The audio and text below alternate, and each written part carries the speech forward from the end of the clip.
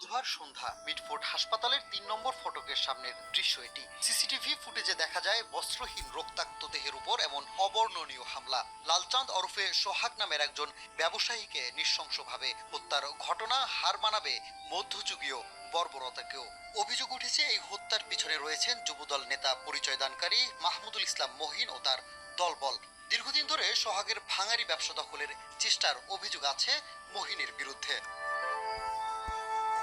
ধারণকৃত এই ফুটেজ সামাজিক মাধ্যমে ছড়িয়ে পড়লে শুরু হয় দেশব্যাপী সমালোচনা।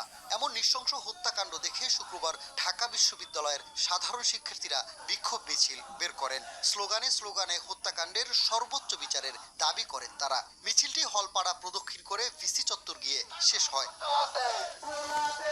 এ সময় দেশের বিভিন্ন স্থানে হত্যা, চাঁদাবাজি, ধর্ষণ সহ সব অপরাধের বিচার দাবি করেন তারা। অভ্যুত্থানের 1 বছরেও আইন শৃঙ্খলা পরিস্থিতির তেমন উন্নতি না হওয়ায় অন্তর্বর্তী সরকারের সমালোচনা করেন বিক্ষোভকারীরা।